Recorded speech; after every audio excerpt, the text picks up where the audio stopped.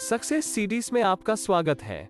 इस वीडियो में हम कक्षा 9 हिंदी पाठ 2 एवरेस्ट मेरी शिखर यात्रा के कठिन शब्दों के अर्थ और उनका वाक्य में प्रयोग देखेंगे। अग्रिम का अर्थ पहला होता है। वाक्य में अग्रिम का प्रयोग इस तरह से होगा।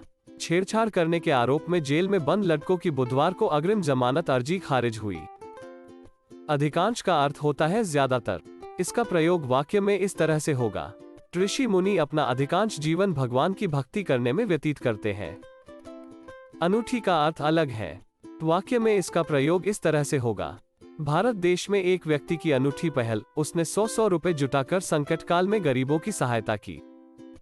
अभियांत्रिकी का अर्थ तकनीकी है। वाक्य में इसका प्रयोग इस तरह से होगा। अब्दुल कलाम ने अपने समय में उच्च अभियांत्रिकी शिक्षा प्राप्त की। अभियान का अर्थ है चढ़ाई करने वाला। इसका प्रयोग वाक्य में इस तरह से होगा। माउंट एवरेस्ट पर बहुत से अभियान दल जाते हैं। अवसाद का अर्थ उदासी होता है। वाक्य में इसको प्रयोग ऐसे किया जा सकता है। आजकल लोगों में अवसाद या डिप्रेशन के मामले तेजी से बढ़ रहे हैं। अव्यवस्थित का अर्थ है बिना किसी व्यवस्था के। वाक्य में इसका प्रयोग इस तरह से होगा। यूक्रेन और रूस के बीच लड़ाई ने देश को अव्यवस्थित कर दिया है। आकर्षित का अर्थ होता है मुग्ध। वाक्य में इसका प्रयोग इस तरह से होगा। नीरज चोपड़ा ने ओलंपिक और वर्ल्ड चैंपियनशिप के खेलों में मेडल जीतकर सबका ध्यान आकर्षित किया है। आनंदित का अर्थ खुश होता है। इसका प्रयोग वाक्य में इस तरह से होगा। बच्चे जादू का शो देखकर बहुत आनंदित हुए। आशाजनक का अर्थ है आशा उत्पन्न करने वाला। वाक्य में इसका प्रयोग इस तरह से होगा। छोटी सी उम्र में जीत हासिल करने से उसका भविष्य आशाजनक लगता है। उपलब्धि का अर्थ प्राप्ति है। वाक्य में इसका प्रयोग इस तरह से होगा। महेंद्र सिंह धोनी को क्रिकेट के खेल जगत में बहुत सारी उपलब्धि प्राप्त हुई है। तत्काल का अर्थ अचानक होता है। वाक्य में इसको प्रयोग ऐसे किया जा सकता है। ग्लेशियर के बहने से अक्सर बर्फ में हलचल शुरू हो जाती है, जिससे बड़ी बड़ी बर्फ की चट्टानें तत्काल गिर जाती है। दुर्गम का अर्थ कठिन है। वाक्य में इसका प्रयोग इस तरह से होगा। हिमालय का शिखर बहुत दुर्गम है, इसलिए लोग काफी मुश्किल से चढ़ाई के बाद वहां पहुंच पाते हैं। दृश्यता शून्य का अर्थ होता है कुछ भी देख पाना संभव नहीं। इसका प्रयोग वाक्य में इस तरह से होगा। घने कोहरे की वजह से दृश्यता शून्य तक आ जाती है। निहारा का अर्थ है देखा। वाक्य में इसका प्रयोग इस तरह से होगा। हर सुबह सूर्य देव को निहारने से ऊर्जा प्राप्त होती है।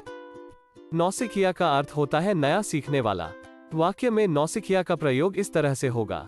रमेश ने अपना परिचय देते हुए कहा कि मैं बिल्कुल ही नौसिखिया हूं और आज मेरा तैराकी सीखने का पहला दिन है। भीषण गर्जना का अर्थ होता है भयानक आवाज। वाक्य में इसका प्रयोग इस तरह से होगा। हवाई जहाज तेज गति और भीषण गर्जना के साथ उड़ान भरते हैं। भौचक्की का अर्थ होता है हैरान। वाक्य में भौचक्की का प्रयोग इस तरह से होगा।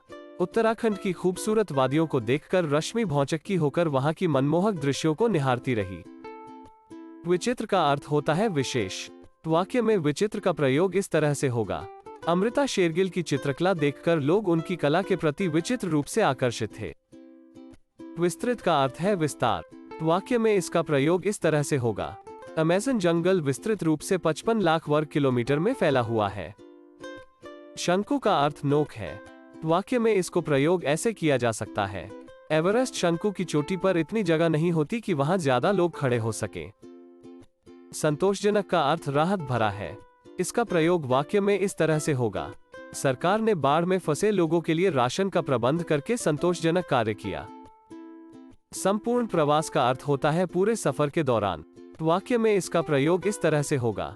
पंकज ने अपने गोवा ट्रिप के संपूर्ण प्रवास में चुटकुले सुनाकर सबका मनोरंजन किया। साहसिक कार्य का अर्थ है साहस से भरा कार्य। वाक्य में इसका प्रयोग इस तरह से होगा। सेना के जवानों ने बाढ़ में फंसे लोगों को बचा के साहसिक कार्य किया। हक्का बक्का का अर्थ चौंकना है। वाक्य में इसका प्रयोग इस तरह से होगा। नीतीश को इतना जोखिम भरा काम करते देख सब हक्का बक्का रह गए। हिमपात का अर्थ है बर्फ का गिरना। वाक्य में हिमपात का प्रयोग इस तरह से होगा। बर्फ के खंडों का अव्यवस्थित ढंग से गिरना हिमपात कहलाता है। हिमपुंज का अर्थ बर्फ का टुकड़ा है। वाक्य में इसको प्रयोग ऐसे किया जा सकता है। हिम के कई परतों के किसी स्थान पर जमा होने से बने हिम के एक बड़े भंडार को हिमपुंज कहते हैं। हिम विदर का अर्थ दरार है। इसका प्रयोग वाक्य में इस तरह से होगा। यह देखो हिम विदर। अब ये हिमपुंज कभी भी खंडित हो सकता है। हिमस्खलन का अर्थ होता है बर्फ का खिसकना। वाक्य में हिमस्खलन का प्रयोग इस तरह से होगा। हिमखंड के पर्वतीय ढलान वाली सतह पर तेजी से हिम के बड़ी मात्रा में होने वाले बहाव को हिमस्खलन कहते हैं। अगर आपको यह वीडियो अच्छा लगा तो लाइक करें और अपने फ्रेंड्स के साथ शेयर करें। इस प्रकार की वीडियोस के लिए सक्सेस सीडीज यूट्यूब चैनल को सब्सक्राइब करें। Thank you.